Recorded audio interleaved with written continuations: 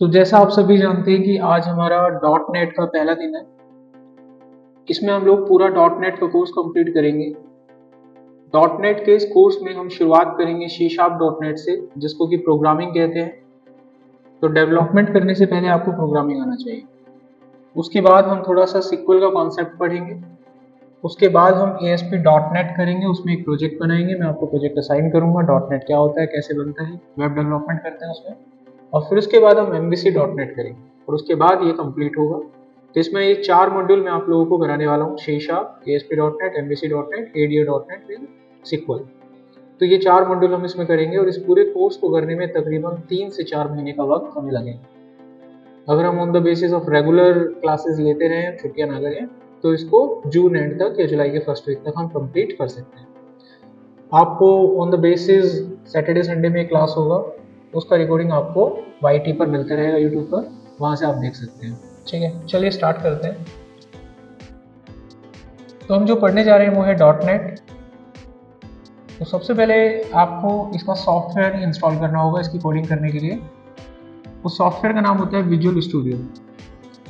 इसको हम ID बोलते हैं डॉट नेट का, यानी इंटीग्रेटेड डेवलपमेंट एनवायरनमेंट, जहाँ पर आप अपने सॉफ्टवेयर को डेवलप करेंगे, अपनी कोडिंग को डेवलप करेंगे। इसके अलग अलग वर्जन अवेलेबल हैं। मिनिमम 2013 का वर्जन चाहिए आपको आपके सिस्टम में, और मैक्सिमम आप कितना भी ले सकते हैं, 2022 तक आप जा सकते हैं। अगर इनमें से कोई सा भी वर्जन आपके सिस्टम में है तो आपका काम हो जाएगा। अब सवाल आता है कि ये सेटअप आपको इंस्टॉल कहाँ से करना होगा, कहाँ पर मिलेगा। तो चलिए देख लेते हैं। आपको सिंपली गूगल पे जाना होगा। सिंपली गूगल खोलो, आप कुछ नहीं करना, गूगल पे जाइए और यहाँ पर आपको टाइप करना है विजुअल स्टूडियो डाउनलोड। इसको टाइप करना, एंटर करना। उसके बाद आपको यहाँ पर विजुअल स्टूडियो डाउनलोड का एक लिंक मिलेगा, एक कोड का, और एक विजुअल स्टूडियो का मिलेगा। तो हमको विजुअल स्टूडियो पे जाना है, ऊपर जाने, इस पर आपको क्लिक करना है। यहाँ पर जाने के बाद आपको विजुअल स्टूडियो 2022 मिल जाएगा। ये दोनों ट्रायल वर्जन है, तो ये आप नहीं लेंगे, कमर्शियल यूज़ करते हैं। इसको आप as a student learner purpose के लिए यूज़ कर सकते हो।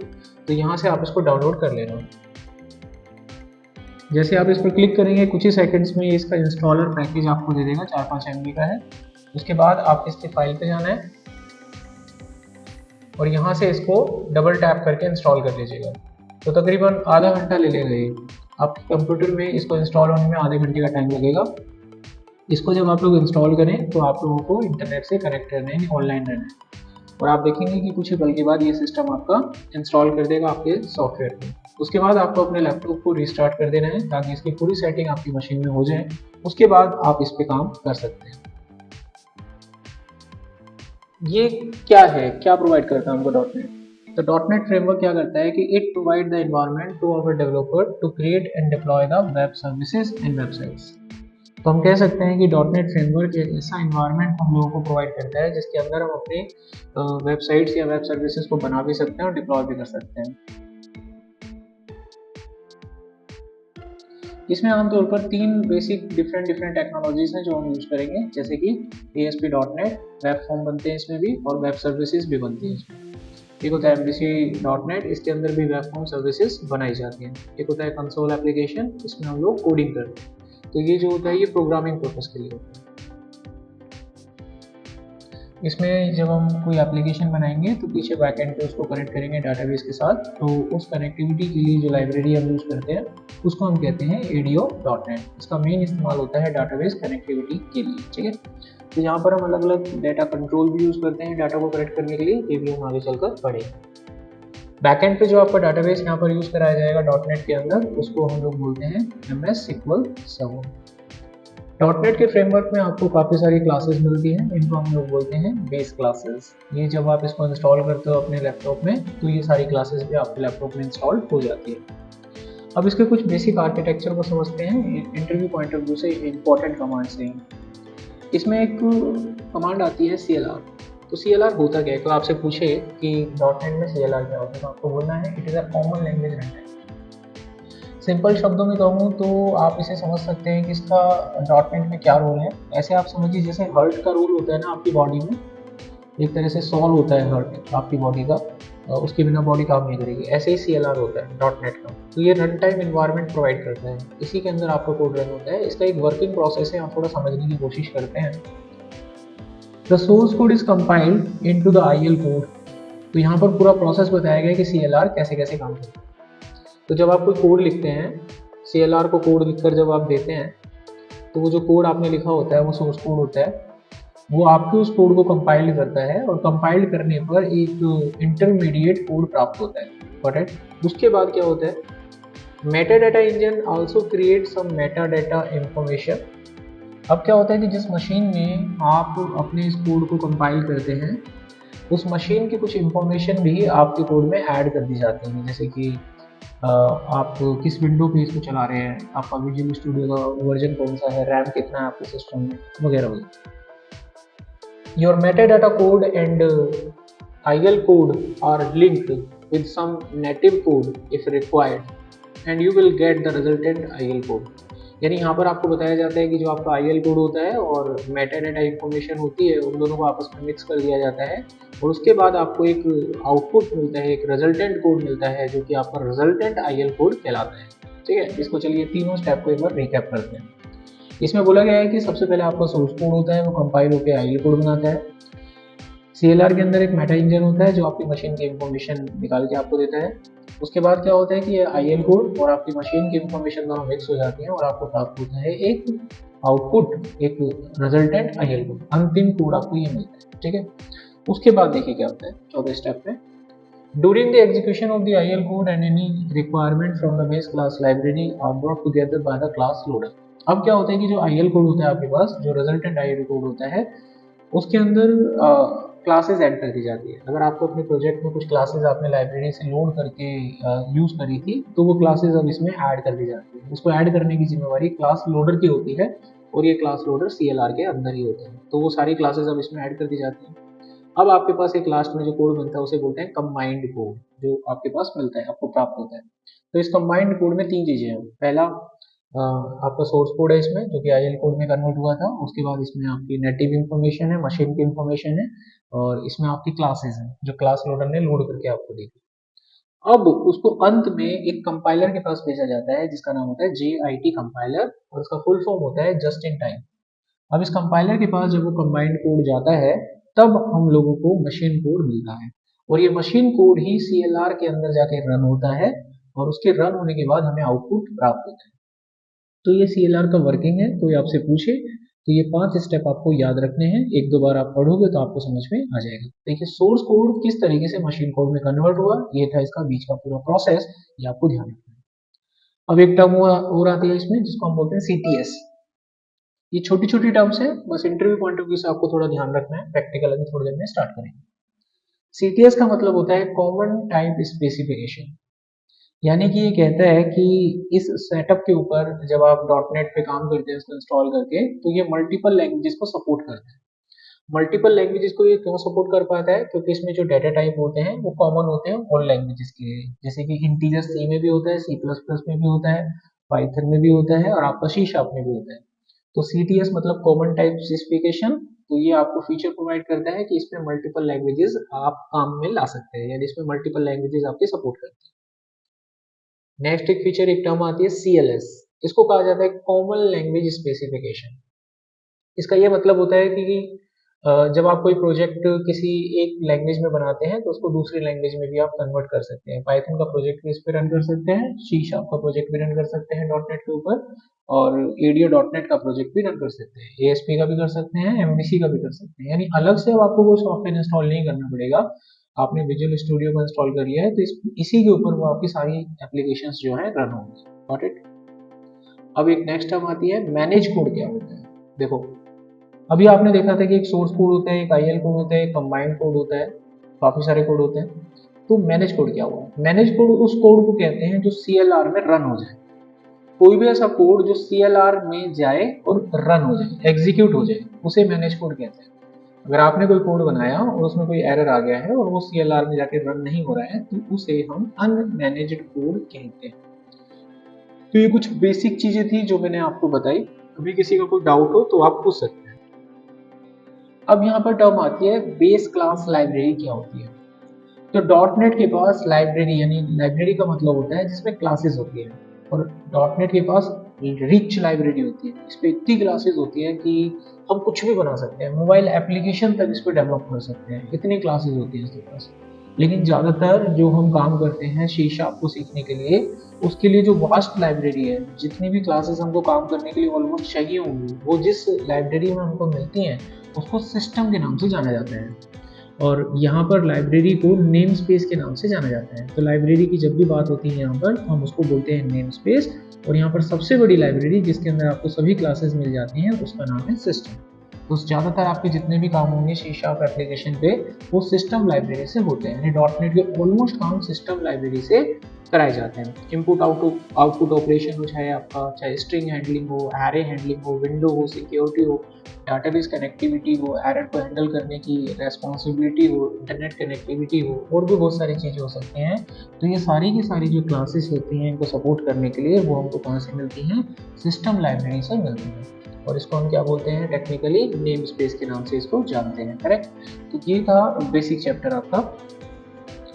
अब इसमें सबसे पहले हम लोगों को सीखना होता है प्रैक्टिकली कोडिंग को सीखने के लिए सी शार्प। तो सबसे पहले हम इसमें सी शार्प को स्टार्ट करेंगे, ठीक है। तो मैं इसका प्रैक्टिकली आपको बताऊंगा कि सी शार्प को स्टार्ट कैसे करना है।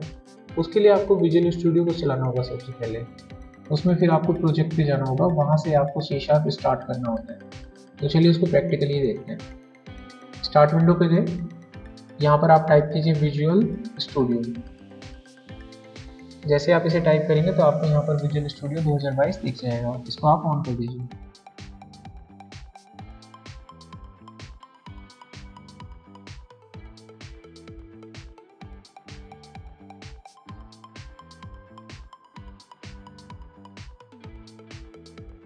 इस तरह का टेम्पलेट्स आपके पास आएगा। यहाँ से आपको क्रिएट न्यू प्रोजेक्ट पे जाना है।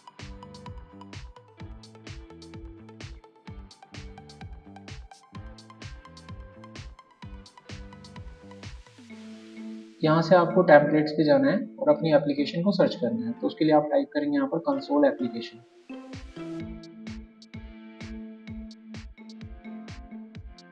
कंसोल एप्लीकेशन जब टाइप करेंगे तो यहाँ पर आपको दिखेगा कंसोल एप्लीकेशन .NET फ्रेमवर्क। ये ध्यान रखना किसके साथ चाहिए आपको? .NET framework. इसको आपको सिलेक्ट करना है और यहाँ पर जाने के बाद आपको नेक्स्ट करना है। ये आपके एप्लीकेशन का नाम होगा, आप चाहें तो बदल सकते हैं। ये लोकेशन होगी, तो अगर किसी को देना हो ये प्रोजेक्ट तो इस लोकेशन पे ये प्रोजेक्ट आपको मिलेगा। अब आपको यहाँ से इसे क्रिएट करना है।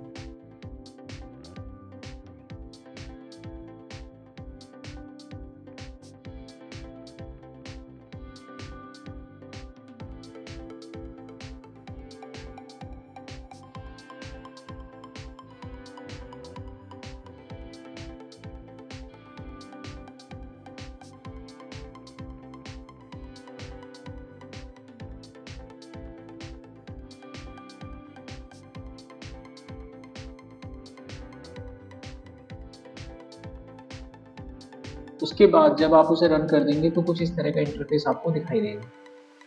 अब इस इंटरफेस की पूरी हायरार्की को आप थोड़ा सा समझ लीजिए। आप जब इस पे कोड करेंगे तो कोड आपको यहाँ पे करना है, मेन जो दिख रहा है आपको यहाँ पे आपको कोड करना है, बाकी कोई चीज़ आपको छेड़नी नहीं। थोड़ा सा हायरार्की में आपको समझा देता है इसका।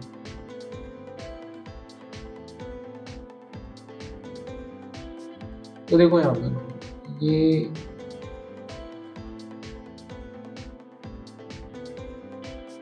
ओके, तो यहाँ पर आपको अपना कोड करना है, बाकी कुछ नहीं छेड़ना आपको कहीं पर नहीं। ये आपके प्रोजेक्ट का नाम है, यहाँ पर आता है ये लिखा, ओके। और यहाँ पर आपको ये 4 फाइलें दिखती हैं, इसमें आपके काम की जो फाइल है उसे program.cs, ये जो सी शार्प की फाइल है ये आपके काम की है। बाकी ये तीनों फाइल आपके काम की नहीं है, इनको नहीं छेड़ना है आपको यहाँ पे जाना है और अपने कोड की जो भी टेस्टिंग करनी है वो यहाँ पे आपको करनी होगी।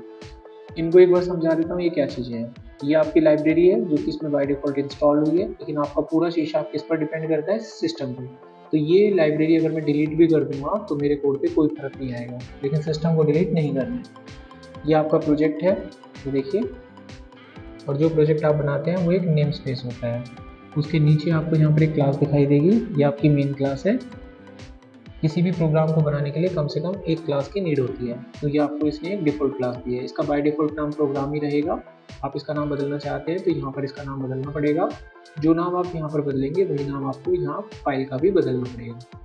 उसके थोड़ा और नीचे चलते हैं तो यहाँ पर आपको मेन मेथड मिलता है, इसको एंट्री पॉइंट कहते हैं। यहीं पर आपको अपना कोड लिखना होता है।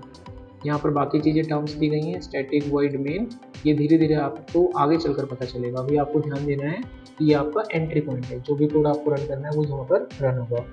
अब हम यहाँ पर कोड को रन करना सीखेंगे। चलिए अब इसमें कोडिंग करते हैं। तो सबसे पहला कोड करते हैं हम इसमें how to display the message. तो हम कोडिंग करके यहाँ पर मैसेज डिस्प्ले करना सीखेंगे। उसके लिए क्या तरीका होता है, सबसे पहले हम यहाँ पर लिखेंगे कंसोल। अगर आपको इसका साइज कम लग रहा है, हम इसका साइज बढ़ाने की कोशिश करते हैं। कंट्रोल को होल्ड करके माउस का जो व्हील होता है उसको आप लेफ्ट राइट कर सकते हैं। इस टूल बॉक्स की जरूरत नहीं है, मैं इसे बंद कर देता हूँ और माउस को कंट्रोल को होल्ड करके माउस का व्हील घुमाना है आपको, तो साइज आपका जो है यहाँ पर बड़ा हो जाएगा। इसकी भी नीड नहीं है, मैं इसको भी हटा देता हूँ। आपको यहाँ पे लिखना है कंसोल डॉट राइट लाइन। तो मैंने लिखा कंसोल डॉट राइट लाइन। अब इसके अंदर जो भी मैसेज मैं लिखूंगा वो प्रिंट हो जाएगा। मैंने लिखा हेलो, तो मैंने यहाँ पर हेलो लिखा है। स्टेटमेंट के एंड में यानी लास्ट में, स्टेटमेंट जब कंप्लीट हो जाए तो लास्ट में आपको लगाना है सिंबल। ऐसे आपका ये जो मैसेज है स्क्रीन पर प्रिंट हो जाएगा। और भी कोई मैसेज ऐसे लिखने हैं आपको तो आप लिख सकते हैं कंसोल डॉट राइट लाइन। फिर से आप यहाँ मैसेज दे सकते हैं। मैंने लिखा है यहाँ पर वेलकम। अंत में कोड को रन करने की टर्न होती है। तो कोड को रन करने के लिए आपको ये जो स्टार्ट बटन है ये रन करना होगा। ठीक है, पता है क्या होगा, जब आप इस पर क्लिक करेंगे तो कोड आपका रन हो जाएगा और आपको मैसेज दिखेगा। लेकिन इसमें प्रॉब्लम ये आएगी कि स्क्रीन होल्ड नहीं होगी, मैसेज आएगा और तुरंत गायब हो जाएगा। देखिए आपने रन किया कोड को, कोड आपका रन होगा और वापस चला जाएगा। देखिए कंसोल स्क्रीन होती है एक ब्लैक कलर की, उसके ऊपर इसका जो आउटपुट है वो आता है। नीचे आप देख रहे हैं बिल्ड स्टार्टेड हो चुका है, प्रोजेक्ट बन चुका है। अब ये रन होगा कंसोल के ऊपर और आने के बाद ये चला भी गया है। मेरे को लगता है चला गया है यहाँ पे। ठीक है, अभी घूम रहा है। चलिए वेट कीजिए, ये आया, आके चला जाएगा। ये देखो आया मैसेज, ये बोल रहा है प्रेस एनी की टू कंटिन्यू। अब इसके लिए क्या करना है, यहाँ पर सही से कोड चले आपका, तो यहाँ पर आप एक काम कर सकते हैं, कंसोल डॉट रीड लाइन लिख सकते हैं या रीड की लिख सकते हैं। कंसोल डॉट रीड की, ये चीज आप दे सकते हैं। अब हम कोड को रन करते हैं। तो देखिए अब ठीक से आपको आउटपुट दिख रहा है। नीचे जो एक्स्ट्रा चीजें आ रही थी वो आपकी नहीं आ रही है, क्योंकि आपने कोड को रीड की। जब तक आप कोई की नहीं दबाएंगे तब तक आपका जो एक्स्ट्रा कोई भी चीज होगी वो दिखाई नहीं देगी, आपको आपके कोड का ही उत्तर दिखेगा। अब आप प्रेस एंटर करेंगे तभी आप यहाँ से बाहर जा सकते हैं। तो आपने देखा यहाँ पर कि कोड कैसे डिस्प्ले होता है। एक चीज नोटिस कीजिएगा, यहाँ पर राइट लाइन मैंने लिखा है, इसका मतलब हुआ मैसेज को प्रिंट करने के बाद ये पॉइंटर को न्यू लाइन पे अपने आप लाता है। देखो वहां पर आपने आउटपुट में हेलो देखा है और उसके बाद अपने आप से न्यू लाइन पे आपका आउटपुट आ रहा है वेलकम। ठीक है, ये क्यों आ रहा है, ये आ रहा है इस राइट लाइन की वजह से।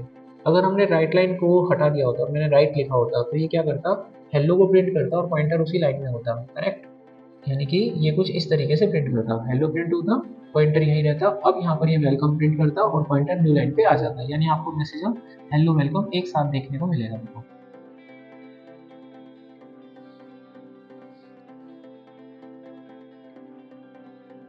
देखिए एक साथ देखने को मिल रहा है। अब ये जो पॉइंटर है यहाँ नहीं, नीचे आ चुका है। ये नीचे भी क्यों आया पता है आपको, ये नीचे आया इस लाइन की वजह से। अगर ये लाइन भी मैं यहाँ से हटा दूँ तो ये भी नीचे नहीं आएगा। तो राइट और राइट लाइन में ये डिफरेंस होता है। जब आप राइट यूज करते हैं तो पॉइंटर उसी जगह पर होता है डाटा प्रिंट करने के बाद, लेकिन अगर आप राइट लाइन लिख देते हैं तो पॉइंटर अगली लाइन पे जंप मार चुका होता है। तो ये डिफरेंस था आपका पहला राइट और राइट लाइन का। ठीक है,